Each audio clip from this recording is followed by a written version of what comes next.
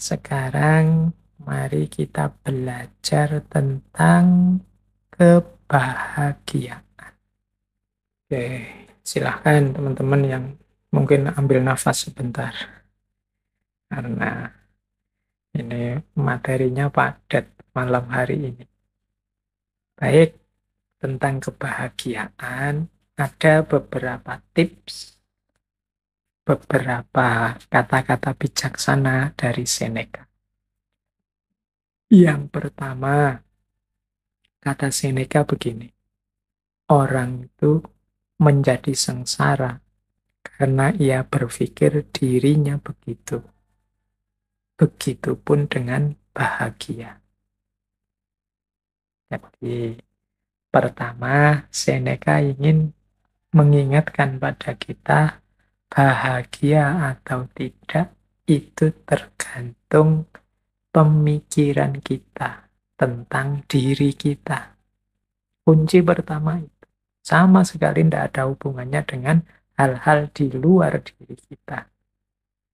Kuncinya tentang anggapan kita, pikiran kita terhadap diri kita. Sepahit apapun situasi, separah apapun kondisi, kalau kita menganggap, aku masih bahagia kok, aku masih bersyukur dengan situasi seperti ini, aku ini masih tergolong orang yang beruntung, jadi aku harus tetap bersyukur dan bahagia. Loh, itu ya kita bahagia. Meskipun situasinya sebenarnya tidak terlalu sedih, tidak terlalu mengenaskan, meskipun hanya kesulitan kecil saja dalam hidup, tapi kalau kita merasa, wah, hidupku ini malang sekali, hidupku ini menyedihkan sekali, salahku apa kok Allah mengujiku seperti ini, ya jadilah kita orang yang tidak bahagia. Meskipun mungkin sebenarnya ujiannya hanya kecil saja. Sebaliknya, orang yang ujiannya sangat berat, tapi menganggap, aku masih bahagia. Masih banyak orang yang lebih malang dari aku, lebih sedih nasibnya dari aku. Aku masih tetap harus bersyukur pada Allah. Itu pun dia masih orang yang bahagia. Jadi bahagia atau tidak itu tergantung anggapan kita, pikiran kita tentang diri kita. Tidak tergantung pada hal-hal di luar diri kita. Apapun situasinya. Jadi bagi teman-teman yang ingin bahagia, ayo dimulai sekarang. Tidak usah nunggu nanti, tidak usah pakai disarati macam-macam. Saya akan bahagia Pak kalau lulus, saya akan bahagia Pak. Loh, bahagia sekarang tidak nunggu lulus juga bisa kok. Alhamdulillah, skripsiku sudah memasuki tahap akhir. Meskipun prosesnya lama, masih banyak teman-teman yang tidak selesai-selesai, bahkan proposal saja belum. Yang belum proposal, alhamdulillah aku sudah mulai nggarap proposal sebentar lagi. Banyak teman-teman yang sampai kena DO tidak sempat nggarap skripsi. Yang DO mungkin ya, alhamdulillah aku masih sempat merasakan seperti apa kuliah. Banyak loh saudara-saudara teman-teman kita yang sampai tuanya tidak tahu rasanya kuliah itu apa, sibuk dengan kesulitan hidupnya. Loh, ada sangat banyak alasan untuk kita bahagia, sebagaimana juga ada sangat banyak alasan kalau kita tidak mau bahagia. Tergantung kita milih yang mana. Jadi, pandemi ini kita sikapi seperti apa, membahagiakan atau menyengsarakan, masih dalam batas kita harus bersyukur ataukah sama sekali harus kita ratapi. Itu semuanya tergantung kita. Jadi tidak ada hubungannya dengan yang di luar diri kita. Maka yuk mari kita tata cara berpikir kita. Biar kita hidup secara bahagia. Kemudian ada rumus yang kedua, kata Seneca begini, kehidupan yang bahagia adalah yang sesuai dengan sifat alaminya. Jadi kebahagiaan itu akan muncul kalau kita ngerti kondisi harmonis, seimbang, alami dalam kehidupan kita. Ini nyambung dengan yang tadi ya, yang bagian kesederhanaan tadi, bahwa kita jangan berlebihan. Hiduplah di standar yang alami saja.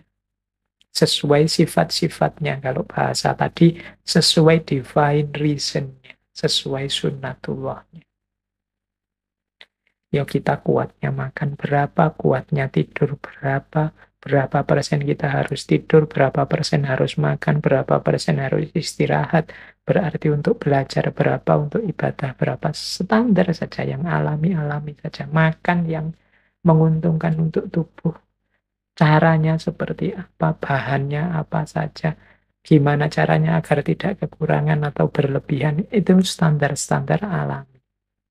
Kalau kita bisa hidup dengan standar yang alami tadi, ya mudahnya tidak kekurangan, tidak berlebihan, insya Allah kita akan bahagia. Yang ketiga, kata Seneca begini, berbahagialah mereka yang dapat bertahan di saat menerima keberuntungan dan ketidakberuntungan. Jadi, mental ketiga yang melahirkan kebahagiaan adalah penerimaan. Di antara sumber ketidakbahagiaan kita adalah kita tidak terima dengan situasi yang padahal sudah nyata kita hadapi. Kita tidak mau ngaku, kita tidak mau menerima bahwa oh iya, sekarang memang situasinya seperti ini. Oh iya, sekarang memang kondisinya begini. Mari kita terima dulu kenyataan hidup, kalau orang Jawa menyebut kasunyatan. Mari kita terima dulu apapun situasi yang memang sudah jelas kita hadapi. Ini akan membuat kita bahagia. Bahwa untuk selanjutnya, wah saya harus mengubahnya jadi lebih baik, saya harus memperjuangkannya agar lebih berkualitas, monggo. Tapi pertama-tama, mari kita terima dulu apapun situasinya. Jadi, kalau bahasa psikologisnya, jangan denial, jangan menyangkal. Kalau memang faktanya sudah terjadi, bukti nyatanya sudah kelihatan, yuk kita terima. Biar tidak gelisah jiwa kita, tidak bingung. Jadi, apakah itu jenisnya keberuntungan atau ketidakberuntungan? Ini lebih kondusif untuk kebahagiaan hidup kita. Dibandingkan kalau kita menolak terus, kita curiga terus, kita membantah terus, tidak terima terus. Itu secara psikologis tidak kondusif. Membuat kita tidak bahagia. Akan lebih baik kalau kita terima. Pak, kalau kita dibohongi, akhirnya gimana, Pak? Ya enggak apa-apa, kita akui saja bahwa kita memang dibohongi. Besok semoga saya enggak dibohongi lagi, berarti saya harus belajar. Itu lebih membahagiakan. Daripada sejak awal kita curiga, terus curiga itu pasti enggak bahagia. Suudzon itu pasti tidak membahagiakan. Kemudian hasilnya memang dibohongi, terus marah-marah. Ini juga tidak membahagiakan. Diakui saja fakta, berarti aku ini kurang pinter, aku ini kurang jeli, aku ini ternyata yang aku anggap aku ini pinter, ternyata aku masih bisa dibohongi, berarti aku memang manusia yang lemah. Sejak saat ini aku akan belajar biar tidak dibohongi. Itu mungkin lebih kondusif untuk hidup kita dibandingkan kita menyangkal terus, denial terus terhadap fakta yang memang sudah nyata kita hadapi. Lebih menenteramkan. Ini untuk level individu ya, level psikologi kita masing-masing.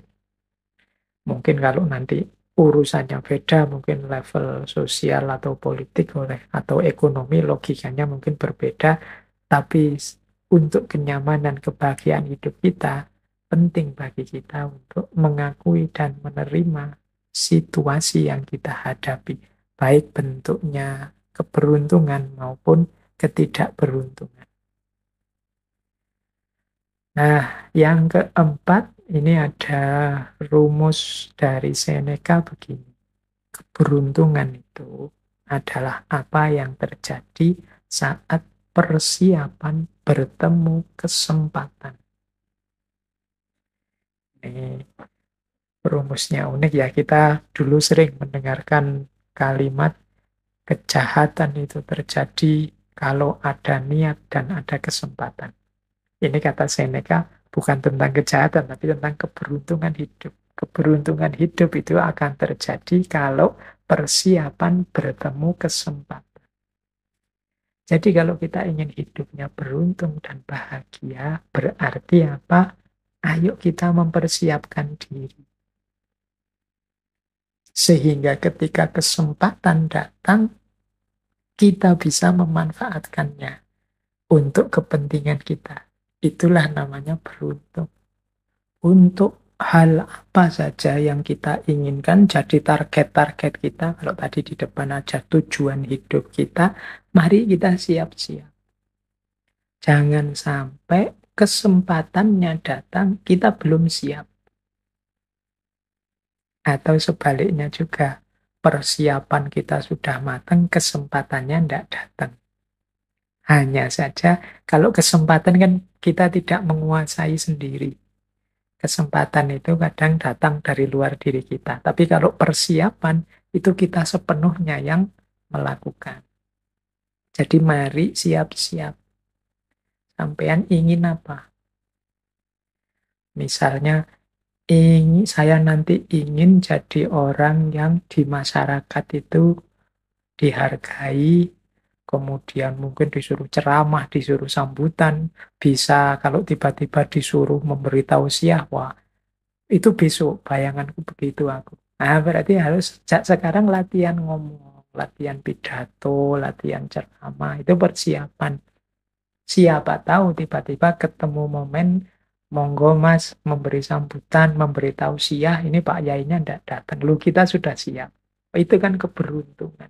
Begitu tampil, wah ternyata luar biasa. Besok diundang bicara lagi. Ya, itu namanya keberuntungan. Ketika persiapan ketemu kesempatan. Tapi kalau kita tidak siap sama sekali dan memang tidak menyiapkan diri, ya kesempatannya datang, dia akan lewat sia-sia. Monggo mas, tausiah. Aduh, mohon maaf, saya tidak mampu, saya tidak pernah, saya tidak bisa. Ya sudah, kesempatannya lewat. Itu contoh sederhana. Dalam hal apapun juga begitu.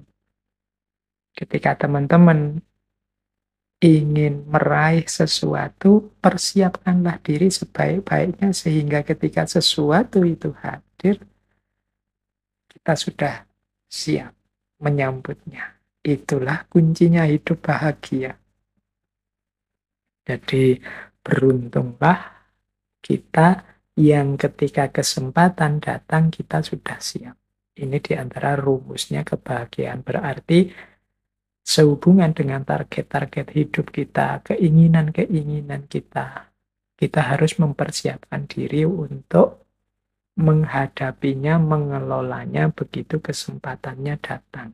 Karena keberuntungan itu terjadi ketika persiapan bertemu kesempatan. Jadi ada 4 rumusnya kebahagiaan. Kalau versinya Seneca, yang pertama, pikiran kita tentang diri kita jadi kunci bagi kebahagiaan kita. Yang kedua, hidup yang alamiah, tidak berlebihan, tidak kekurangan, sesuai sunnatullahnya, akan lebih membahagiakan. Yang ketiga, kekuatan kita untuk menerima, kemampuan kita untuk menerima apapun situasi, baik beruntung atau tidak beruntung, adalah sumber kebahagiaan. Dan yang keempat, kesiapan kita untuk mengelola, menghadapi kesempatan apapun yang datang. Jadi itu antara lain kuncinya kebahagiaan menurut Seneca. Baik, kita lanjutkan tentang kesia-siaan. Ini membahas tadi ya, ketika kita mengabaikan hidup, tidak serius dalam hidup. Seperti apa sih hidup yang sia-sia itu? Nah, kita lihat beberapa rumusnya Seneca. Yang pertama, kata Seneca, orang-orang begitu hemat dalam menjaga harta pribadi mereka. Namun dalam hal menggunakan waktu, mereka sangat boros. Nah, ini berarti tentang pemanfaatan waktu. Hidup yang sia-sia itu berarti waktu berlalu dan kita tidak menghasilkan apa-apa, tidak membuahkan apa-apa, tidak melakukan kemanfaatan baik untuk diri kita, apalagi untuk sesama. Kata Seneca, orang itu biasanya kalau menjaga miliknya itu sangat hemat. Kayak kita punya uang, kita punya harta benda, itu kan kita jaga benar-benar. Kalau tidak ada perlunya, ya tidak kita belanjakan. Tapi dalam hal menggunakan waktu, kita itu boros. Kita tidak hemat. Tidak hemat maksudnya tidak eman-eman. Kita hidup 24 jam, 7 hari dalam seminggu, 30 hari dalam 1 bulan, 12 bulan dalam 1 tahun.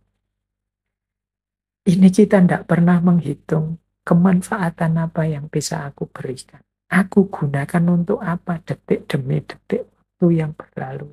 Jadi kita itu boros waktu. Ini boleh jadi pedoman pelajaran pada teman-teman mahasiswa yang tidak lulus-lulus, mungkin teman-teman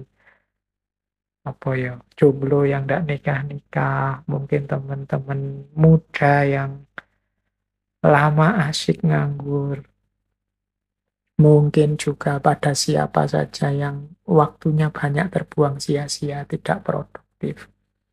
Ini Seneca mengingatkan kita, ngapain saja kita dengan waktu yang kita miliki. Sehingga target-target besar hidup, baik jangka pendek, jangka menengah, maupun jangka panjang, kok tidak selesai-selesai. Waktu kita hamburkan tidak secara bermanfaat. Beda dengan harta tadi. Orang itu kan biasanya kalau punya uang, punya harta itu kan begitu hemat, begitu perhitungan. Setiap keping uang yang keluar itu kita menginginkan timbal balik yang setara dengan yang keluar itu. Tapi kalau dalam hal waktu, kita tidak pernah menghitung sampai ke sana. Pokoknya waktu lewat, ya lewat saja. Sampai kita kaget-kaget sendiri. Wah, sudah hampir 2 tahun ini pandemi. Wah, ternyata sudah ganti bulannya. Wah, ternyata sekarang sudah 2021, tidak terasa ya. Seperti kemarin saja baru apa nih. Kita kan sering menggunakan kalimat-kalimat ini. Ini mungkin indikasi betapa kita tidak hemat dalam menggunakan waktu. Kita terlena, ditelan oleh waktu. Ya biasanya aktivitas-aktivitas kita banyak tersita untuk hal-hal yang tidak produktif. Hal-hal yang tidak manfaat, tidak maslahat. Sehingga kita kaget dengan berlalunya waktu. Jadi ini ciri kesia-siaan yang pertama. Waktu berlalu dan kita tidak melakukan apapun yang memberi kemanfaatan. Baik untuk diri kita, apalagi untuk sesama di luar diri kita. Kalau para ulama zaman dulu kan bahkan waktu lewat dan tidak mendapat ilmu apapun, tidak melakukan kemanfaatan apapun, itu dianggap sebagai kecelakaan. Dalam arti merasa diri sebagai orang yang celaka. Nah, berarti apa? Yo, mari kita hati-hati di antara bentuk rasa syukur kita terhadap kesempatan yang diberikan oleh Allah, terhadap waktu yang masih dianugerahkan oleh Allah pada kita adalah memanfaatkannya sebaik mungkin, sehemat mungkin, sehingga melahirkan kemanfaatan-kemanfaatan yang jauh lebih besar, baik untuk diri kita maupun untuk sesama. Kalau tidak, berarti waktu lewat sia-sia. Yang pertama itu kesia-siaan. Yang kedua, kata Seneca begini, ini di salah satu tulisannya, menyindir banyak orang. Mereka kehilangan siang hari karena mengharapkan malam hari, dan kehilangan malam hari karena takut datangnya fajar. Nah, ini hidup kita sering sia-sia, tidak melakukan apa-apa. Yang pertama karena harapan-harapan yang tidak rasional, atau menunda-nunda dengan alasan-alasan dan harapan-harapan. Yang kedua karena ketakutan-ketakutan yang tidak perlu. Jadi kita kehilangan siang karena mengharapkan malam. Itu kayak orang, nanti sajalah, besok sajalah. Nah, ini kan akhirnya waktu lewat. Kita kehilangan siang. Nanti ada yang bantu kok. Nanti ada. Jadi menunggu. Kita beralasan, mencari alasan untuk tidak melakukan sesuatu. Nanti begitu yang kita tunggu atau alasan yang kita buat tadi hadir, sekarang ganti. Bukan alasan atau harapan, tapi ketakutan. Tapi kalau saya lakukan, jangan-jangan khawatirnya siapa tahu akhirnya ndak jalan sudah. Jadi yang semula memberi syarat-syarat harapan sebelum melakukan sesuatu, yang kedua, ketika syarat-syarat yang ditetapkan itu ada, muncul lagi ketakutan-ketakutan sehingga akhirnya sama, tidak ngapa-ngapain. Ya contoh nih teman-teman yang target, Pak saya mau bikin channel YouTube yang isinya manfaat untuk semuanya misalnya.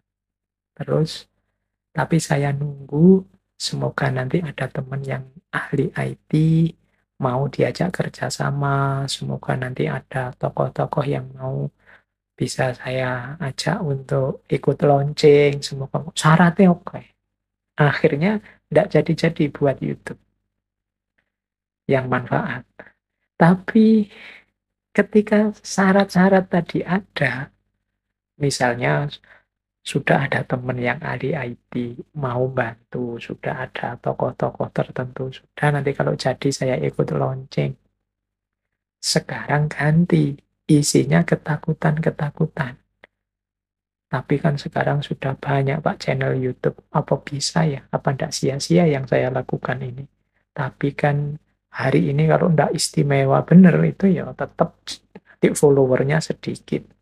Tapi kan terus tapinya banyak, ketakutan-ketakutan. Akhirnya apa? Ya tidak jadi bikin channel YouTube. Nunggu entah apa sampai ketakutannya hilang. Jadi ini disindir oleh Seneca. Mereka kehilangan siang hari karena mengharapkan malam hari. Dan kehilangan malam hari karena takut datangnya fajar. Ini tabiat kita yang berbuah kesia-siaan. Nah, yang ketiga, kata Seneca begini. Hidup kita itu tidak pendek, namun kitalah yang membuatnya demikian. Kita bukan bukan orang yang serba kekurangan, namun kita mempergunakan segala yang kita miliki secara sembarangan. Jadi yang ketiga ini Seneca mengingatkan kita, loh kita itu loh punya segala macam fasilitas yang dianugerahkan oleh Tuhan pada kita. Kalau kita pergunakan fasilitas-fasilitas ini sebaik mungkin, pasti kita bisa melakukan banyak hal yang berkontribusi, yang bermanfaat, yang membawa maslahat kebaikan pada masyarakat dan juga diri kita sendiri. Hanya saja selama ini kita tidak maksimal menggunakan fasilitas-fasilitas itu atau kita gunakan secara sembarangan. Akhirnya kemanfaatannya minimal. Kita punya akal pikiran. Sejauh mana sih kita daya gunakan akal pikiran gitu untuk kemanfaatan, kontribusi pada masyarakat. Kita punya kesehatan. Kita punya mata yang sehat, hidung yang sehat, telinga yang sehat, mulut yang sehat. Kita gunakan untuk apa sih semua itu? Jangan-jangan kita menggunakannya secara sembarangan, seperti kata Seneca. Akhirnya apa? Fasilitas-fasilitas yang luar biasa yang dianugerahkan Tuhan pada manusia itu tidak melahirkan apa-apa selain hanya kesia-siaan saja. Jadi akarnya kesia-siaan ternyata ada pada diri kita yang tidak memanfaatkan, mempergunakan segala fasilitas yang kita miliki dalam hidup, keistimewaan-keistimewaan yang diberikan oleh Tuhan pada kita sebagai manusia. Kita pergunakan secara sembarangan, tidak kita pergunakan dengan baik dan manfaat. Jadi yang ketiga, kesia-siaan itu muncul karena kesembronoan kita, keabaian kita dalam mempergunakan nikmat-nikmat fasilitas-fasilitas dari Tuhan. Jadi dari tiga hal ini bisa kita simpulkan berarti menurut Seneca hidup itu sia-sia. Pertama, ketika kita tidak menggunakan waktu dengan baik.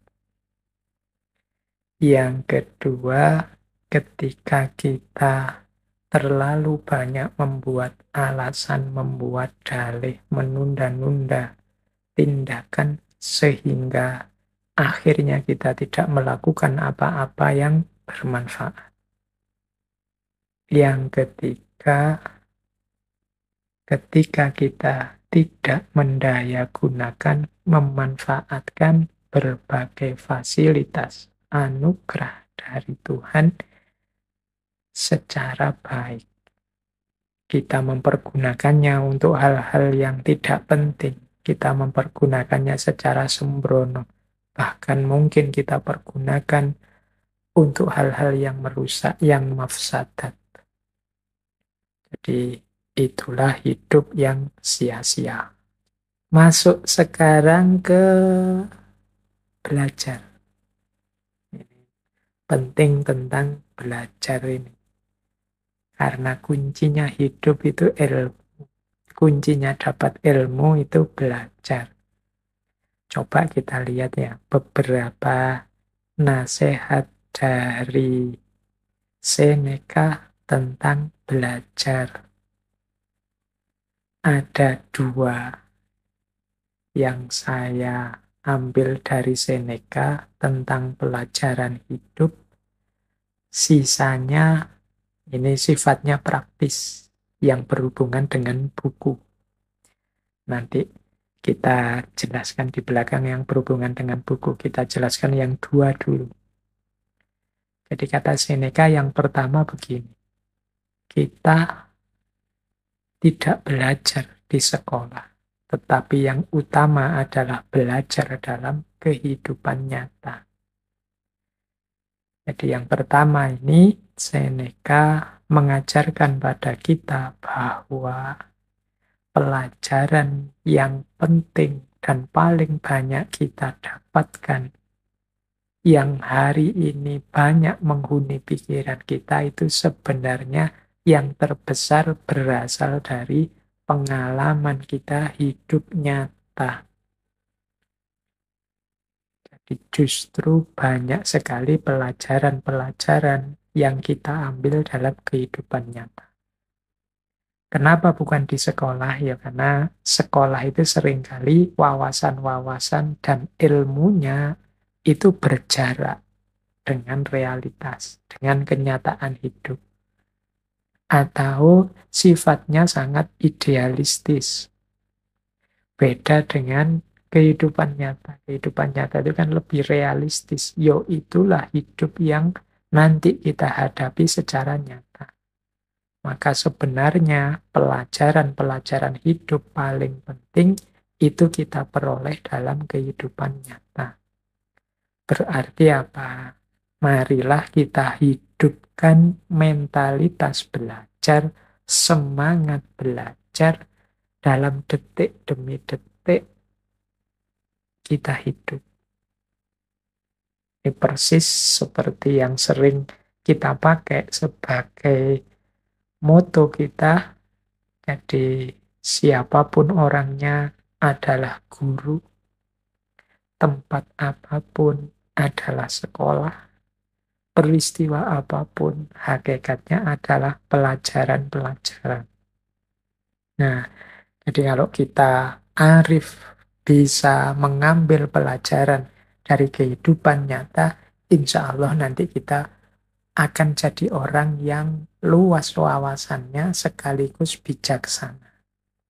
Karena banyak juga orang-orang pinter itu yang ternyata ilmunya dengan kenyataan hidup tidak nyambung.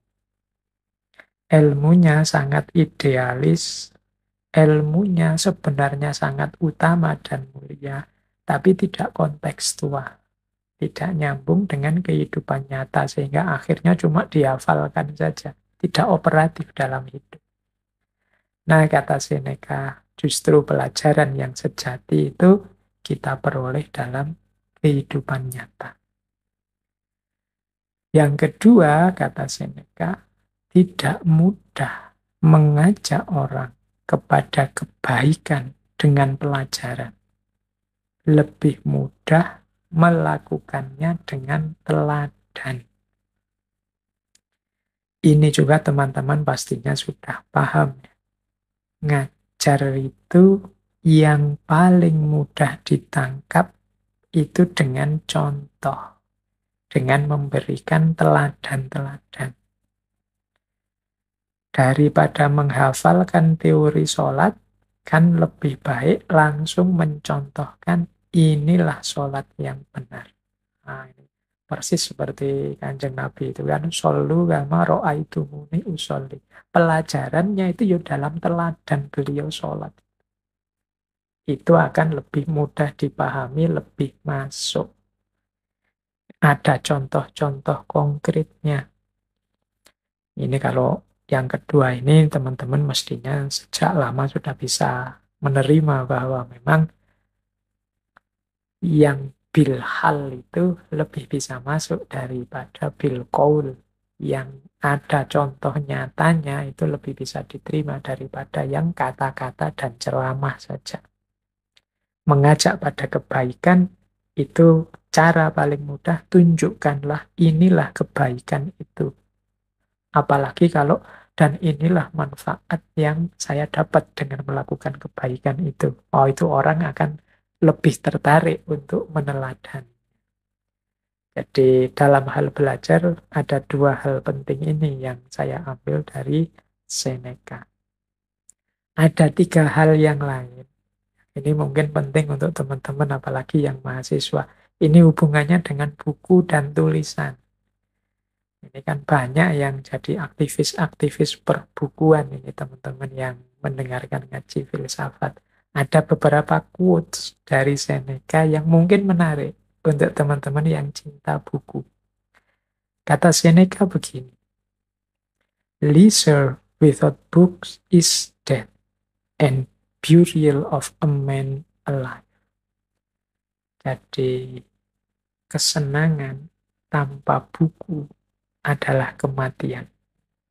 Dan kuburan bagi seseorang yang hidup. Jadi, kesenangan-kesenangan kita itu kalau tidak diwarnai buku-buku, itu seperti kematian dan kuburan. Ini sebenarnya menarik kalimat ini, berarti apa? Ayo kita gembira, ayo kita senang dalam hidup ini, tapi jangan lupa buku-buku. Jangan lupa belajar, jangan lupa meningkatkan wawasan keilmuan. Leisure. Leisure itu kan nantinya senang-senang. Yuk ngopi-ngopi, nongkrong-nongkrong, guyon-guyon, tapi tetap ada bukunya, tetap ada ilmu dan wawasan yang berputar di situ. Jadi leisure without book is death, and burial of a man alive. Jadi kegembiraan tanpa buku itu seperti kematian dan kuburan bagi orang yang hidup. Kalau hanya ketawa-ketawa saja, kalau hanya seneng-seneng saja, ngopi-ngopi, ngerokok saja, tidak ada wawasan yang tambah, tidak ada pengetahuan yang bertambah, itu kayak kuburan, kayak kematian. Maka harus ada buku di situ. Ini sebenarnya dorongan untuk kita belajar kapanpun dan dimanapun. Nah, masih tentang buku, yang kedua, Seneca bilang begini, "It does not matter how many books you have, but how good the books are which you have." Tidak masalah berapa banyak buku yang kau miliki, namun seberapa bagus buku yang kamu miliki. Nah, ini bagi kolektor-kolektor buku, teman-teman yang suka membaca. Ternyata kata Seneca, yang penting itu bukan kuantitasnya, tapi kualitasnya buku. Punya banyak buku, kok isinya buku begitu-begitu semua. Apalagi buku bacaan lagi, wah, itu berarti masalah. Jadi yang tidak masalah itu bukunya harus berkualitas. Jadi seberapa bagus buku yang engkau miliki, disitulah pengetahuan dan pikiranmu terbentuk. Karena bacaanmu kan menentukan pikiranmu, gagasanmu, caramu berpikir. Kalau buku-buku tidak penting, buku-buku apalagi yang merusak yang engkau baca, ya seperti itulah nanti isi pikiran. Maka bacaan itu penting. It does not matter how many book you have. Jadi bukan masalah berapa banyak buku, tapi berapa berkualitas buku yang kamu miliki. Ini kalau saya ketemu Seneca, mau saya bilang, quotes ini kurang satu kalimat. Dan sejauh mana engkau membaca buku-buku itu. Karena banyak kan hari ini teman-teman itu yang statusnya hanya kolektor buku. Mungkin buku-buku berkualitas yang dimiliki, tapi ya jarang dibaca atau jangan-jangan tidak pernah dibaca, hanya jadi koleksi saja. Apalagi kalau buku-buku itu hasilin download. Wah, kita berlomba-lomba download. Kalau ada teman punya PDF-nya buku apa, kita minta-minta ngantri. Kita koleksi di laptop kita sebanyak mungkin. Ning ya ora ono sing diwaca. Hanya jadi koleksi saja. Itu kan status kita akhirnya bukan jadi pembaca buku, tapi kolektor buku. Jadi ini bagi teman-teman yang suka dengan buku ya. Jadi semoga buku itu statusnya bukan barang koleksi. Cirinya buku bukan barang koleksi itu ya berarti dibaca beneran, bila perlu dicoret-coret, ditanda-tandai mana yang penting, mana yang bisa aku ambil, dan lain sebagainya. Jadi bagi Seneca, tidak penting berapa banyak buku, yang penting buku-buku yang berkualitas saya tambah, yang penting lagi buku-buku berkualitas itu dibaca atau tidak. Kalau hanya dikoleksi, ya tidak ada gunanya. Nah, masih saya bawa lagi quotes tentang buku dan belajar ini dari Seneca. Beliau punya kalimat juga begini. Saya tidak akan pernah malu mengutip penulis yang buruk jika kalimatnya bagus. Nah, ini kalau dalam dunia akademik namanya objektif. Jadi membaca buku, membeli buku, mengutip isi buku, itu tidak pertama-tama melihat siapa yang nulis, tapi melihat memang isinya bagus. Kalimat-kalimatnya mungkin isinya kebaikan, kebenaran yang perlu diikuti. Jadi kata Seneca, aku ndak malu ngutip penulis-penulis. Mungkin penulis ini dianggap orang buruk, tapi kalau ada bagian dari buku atau tulisannya itu yang menurutku baik dan bagus, yuk aku ambil. Jadi ini bahasa kita hari ini objektif. Ini mungkin pelajaran loh bagi kita. Hari ini kan kadang-kadang kita itu mau setuju atau tidak, pendapat seseorang ikut atau tidak, pernyataan seseorang, kita lihat orangnya dulu, kita lihat afiliasi organisasinya dulu, kita lihat kemarin-kemarin dia jelek apa bagus. Kalau Seneca enggak, dia objektif saja. Orang ini mungkin bagi banyak orang dianggap penulis yang buruk atau orangnya memang buruk. Tapi di buku yang dianggap buruk ini ada bagian yang menurutku bagus. Ya aku kutip bagian yang bagus itu. Jadi yang bagus disebut bagus, yang tidak bagus ya disebut tidak bagus. Saya tidak malu meskipun ngutip tokoh yang mungkin bagi orang tertentu dianggap jelek. Karena seperti saya bilang tadi di depan, kadang-kadang dalam hal-hal yang buruk ada kebaikan yang bisa kita ambil, dan dalam hal-hal yang baik ada keburukannya, sehingga kita tetap harus kritis. Jadi ini salah satu tuntunan dari Seneca. Ini kalau pakai bahasa agama mungkin ya unzur makola wala tangzur mangkola. Lihatlah apa yang dikatakan, jangan melihat siapa yang berkata.